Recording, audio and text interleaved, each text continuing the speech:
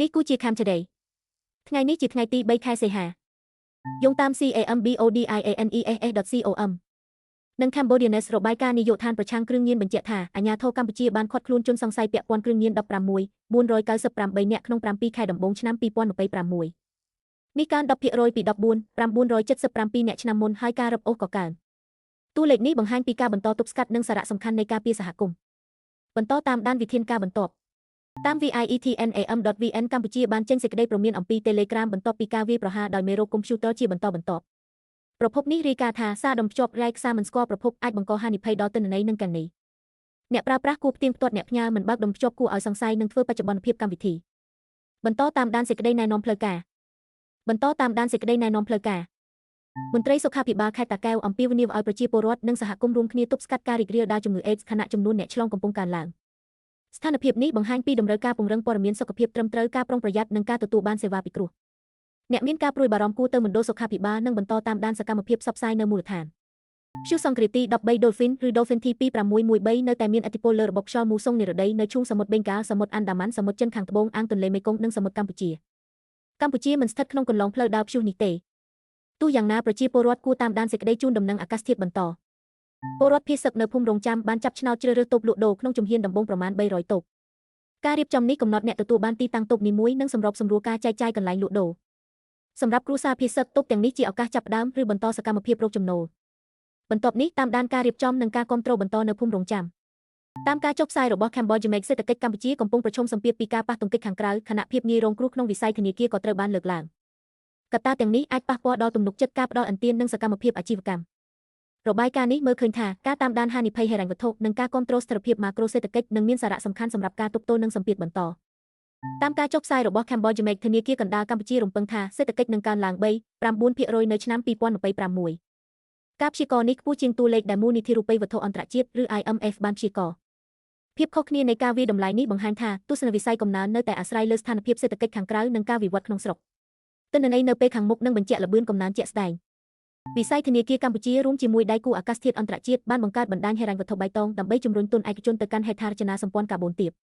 បណ្ដាញនេះភ្ជាប់គ្រឹះស្ថានហិរញ្ញវត្ថុនិងអ្នកអភិវឌ្ឍគម្រោងដើម្បីពង្រីកឱកាសផ្ដល់ហិរញ្ញប្បទានសម្រាប់ថាមពលស្អាតនិងគម្រោងបៃតងកម្ពុជាត្រូវការថវិកាជាង32,000 លានដុល្លារត្រឹមឆ្នាំ2035ដើម្បីសម្រេចគោលដៅអាកាសធាតុដោយវិស័យឯកជនមានតួនាទីសំខាន់ក្រសួងបរិស្ថានបានឲ្យដឹងថាគុណភាពខ្យល់នៅកម្ពុជាក្នុងរយៈពេល24ម៉ោងពីថ្ងៃទី1ដល់ថ្ងៃទី2ខែសីហាឆ្នាំ2026ស្ថិតក្នុងកម្រិតល្អណាស់កំហាប់ភាគល្អិតនៃចរជាមធ្យមមាន6.40 មីក្រូក្រាមក្នុង1ម៉ែត្រគូបទាបជាងកម្រិតស្តង់ដារ50មីក្រូក្រាមសន្ទុះខ្យល់ពណ៌ខៀវត្រូវបានកត់ត្រានៅភ្នំពេញនិងខេត្តជាច្រើនដែលសមស្របសម្រាប់សកម្មភាពប្រចាំថ្ងៃរដ្ឋបាលខេត្តពោធិ៍សាត់បានផ្សព្វផ្សាយលក្ខន្តិកៈស្តីពីគ្រូបង្រៀនជូនលោកគ្រូអ្នកគ្រូជាង500នាក់កម្មវិធីនេះបង្ហាញខ្លឹមសារដែលពាក់ព័ន្ធនឹងតួនាទីនិងការអនុវត្តវិជ្ជាជីវៈរបស់គ្រូបង្រៀនអាចយកព័ត៌មានដែលទទួលបានទៅប្រើក្នុងការបំពេញភារកិច្ចអប់រំក្រសួងបរិស្ថានបានស្នើឲ្យរដ្ឋបាលរាជធានីនិងខេត្តទាំងអស់ចូលរួមទប់ស្កាត់ការនាំចូលសំណល់អាគុយនិងឧបករណ៍អេឡិចត្រូនិកប្រើប្រាស់រួចមកកម្ពុជាវិធានការនេះផ្ដោតលើការការពារសុខភាពសាធារណៈនិងកាត់បន្ថយហានិភ័យនៃការបំពុលដីទឹកនិងខ្យល់ក្រសួងស្នើឲ្យអាជ្ញាធរពង្រឹងការត្រួតពិនិត្យជាពិសេសនៅច្រកព្រំដែននិងទីតាំងប្រមូលកាកសំណល់ដើម្បីធានាការគ្រប់គ្រងសំណល់ឲ្យបានត្រឹមត្រូវយោងតាម AOI.com អ្នកជំនាញសិទ្ធិមនុស្សរបស់អង្គការសហប្រជាជាតិបានលើកឡើងពីកង្វល់ពាក់ព័ន្ធនឹងស្ថានភាពសិទ្ធិមនុស្សនៅកម្ពុជាបន្ទាប់ពីកិច្ចពិភាក្សាជាមួយនាយករដ្ឋមន្ត្រីនៅរាជធានីភ្នំពេញការលើកឡើងនេះធ្វើឡើងក្រោយជំនួបរវាងភាគីទាំងពីរដែលបានរៀបចំនៅភ្នំពេញសេចក្តីសង្ខេបរបស់ប្រភពព័ត៌មាននេះមិនបានបញ្ជាក់លម្អិតអំពីខ្លឹមសារកង្វល់ឬជំហានបន្ទាប់ឡើយតាមការចុះផ្សាយរបស់ vietnam.vn នាយករដ្ឋមន្ត្រីកម្ពុជាបានអញ្ជើញបំពេញទស្សនកិច្ចផ្លូវការនៅប្រទេសវៀតណាមក្នុងកម្មវិធីនេះលោកនឹងចូលរួមវេទិកាអនាគតអាស៊ានដែលផ្ដោតលើទីដៅរួមរបស់តំបន់ដំណើរនេះផ្ដល់ឱកាសសម្រាប់ការផ្លាស់ប្ដូរយោបល់និងពង្រឹងកិច្ចសហប្រតិបត្តិការទ្វេភាគីការចូលរួមនេះស្របនឹងការបន្តកិច្ចសន្ទនាក្នុងតំបន់សារព័ត៌មាន The Phnom Penh Post រាយការណ៍ថាការធ្វើដំណើរដោយមានគោលបំណងអាចនាំភ្ញៀវទៅស្វែងរកភាពស្ងប់ស្ងាត់នៅតំបន់ដែលស្ងប់ជាងគេមួយរបស់កម្ពុជាទីដៅបែបនេះផ្ដល់ឱកាសឲ្យអ្នកទេសចរដើរយឺតស្គាល់ធម្មជាតិនិងសម្រាកឆ្ងាយពីភាពងងឹតប្រចាំថ្ងៃរបាយការណ៍ក៏លើកឡើងថាអ្នកធ្វើដំណើរខ្លះអាចនឹកដល់មណ្ឌលគិរីនិងដំរីរបស់ខេត្តនេះប៉ុន្តែការស្វែងរកភាពស្ងប់ស្ងាត់គឺជាចំណុចសំខាន់នៃដំណើរកម្សាន្តគណៈកម្មការចម្រុះព្រំដែនកម្ពុជាបានបង្ហាញវឌ្ឍនភាពការងារខណ្ឌសីមានិងបោះបង្គោលព្រំដែនកម្ពុជាថៃជូនក្រុមការងារ AOT របាយការណ៍នេះលើកឡើងពីលទ្ធផលការងារដែលបានអនុវត្តនិងការត្រៀមបន្តពិនិត្យទីតាំងតាមនីតិវិធីបច្ចេកទេសភាគីពាក់ព័ន្ធនឹងបន្តសម្របសម្រួលដើម្បីជំរុញការងារឲ្យមានភាពច្បាស់លាស់និងរលូនតាមផែនការដែលបានកំណត់រួច សេចក្តីថ្លែងការណ៍បច្ចុប្បន្នភាពដែលផ្សព្វផ្សាយនៅថ្ងៃទី2ខែសីហាឆ្នាំ2026រាយការណ៍ពីការវិវត្តស្ថានភាពតាមព្រំដែនកម្ពុជាថៃនិងព្រឹត្តិការណ៍ថ្មីពាក់ព័ន្ធ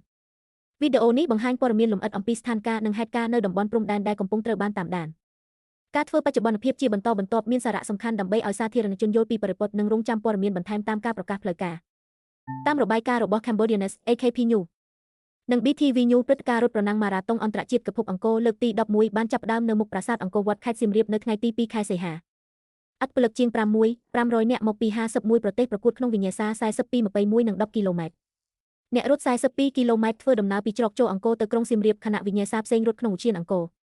ព្រឹត្តិការណ៍នេះបង្ហាញការភ្ជាប់កីឡាទេសចរណ៍និងបេតិកភណ្ឌហើយលទ្ធផលប្រកួតជាចំណុចត្រូវតាមដានបន្ទាប់យោងតាមដិស្ដាការស្ដារកំពែងថ្មបាយក្រៀមនៅក្រុងអង្គរធំក្នុងឧទ្យានអង្គរកំពុងដំណើរការហើយគម្រោងរំពឹងថានឹងបញ្ចប់នៅដំណាច់ឆ្នាំនេះកំពែងនេះជាផ្នែកមួយនៃសំណង់បុរាណដ៏សំខាន់ដែលត្រូវការការថែទាំជាបន្តបន្ទាប់ដើម្បីទប់ស្កាត់ផលប៉ះពាល់ពីពេលវេលានិងបរិស្ថានការងារនេះមានន័យសម្រាប់ការពារភាពរឹងមាំនិងតម្លៃបេតិកភណ្ឌរបស់តំបន់អង្គរអ្វីដែលត្រូវតាមដានបន្ទាប់គឺវឌ្ឍនភាពនៃការស្ដារនិងការបញ្ចប់ការងារតាមផែនការដែលបានរាយការណ៍ប្រាសាទព្រៃក្មេងគឺជាសំណង់បុរាណមួយនៅក្រៅផ្លូវទេសចរណ៍ដែលគេនិយមទៅក្នុងឧទ្យានអង្គរទោះបានរងឥទ្ធិពលពីពេលវេលានិងការប្រែប្រួលសង្គមកន្លងមកក៏ប្រាសាទនេះនៅតែបង្ហាញពីទំហំនិងភាពស្មុគស្មាញនៃតំបន់ដែលធ្លាប់ជាមជ្ឈមណ្ឌលនៃអាណាចក្រមួយការស្វែងយល់ពីទីតាំងដែលមិនសូវល្បីនេះជួយបំពេញរូបភាពប្រវត្តិសាស្ត្រអង្គរលើសពីប្រាសាទសំខាន់អ្នកទស្សនាអាចតាមដានទីតាំងនិងព័ត៌មានបន្ថែមដើម្បីស្គាល់ស្រទាប់បេតិកភណ្ឌដែលនៅសល់ក្នុងតំបន់តាមអត្ថបទដែលចុះផ្សាយដោយ Cambodia News នៅថ្ងៃទី25ខែកក្កដាយុវជនកម្ពុជាអាយុ18ដល់24ឆ្នាំនៅតែតាមដានព័ត៌មានប៉ុន្តែបណ្ដាញសង្គមកាន់តែកំណត់ថាពួកគេឃើញអ្វី TikTok, Facebook និង YouTube ជាច្រកទទួលព័ត៌មានសំខាន់ខណៈព័ត៌មានតែងលាយឡំជាមួយមាតុការកម្សាន្តនិងពាក្យចាមអារ៉ាមរបាយការណ៍នេះបង្ហាញថាក្បួនដោះស្រាយអាចមានឥទ្ធិពលលើសិទ្ធិទូព័ត៌មានចំណុចត្រូវតាមដានគឺការផ្ទៀងផ្ទាត់ប្រភពការបរិច្ឆេទនិងខ្លឹមសារមុនជឿឬចែករំលែកបន្តចំណុចត្រូវតាមដានគឺការផ្ទៀងផ្ទាត់ប្រភពការបរិច្ឆេទនិងខ្លឹមសារមុនជឿឬចែករំលែកបន្តបើលោកអ្នកចង់គាំទ្រកម្មវិធីនេះសូមតាក់ទងមកក្រុមការងាររបស់យើង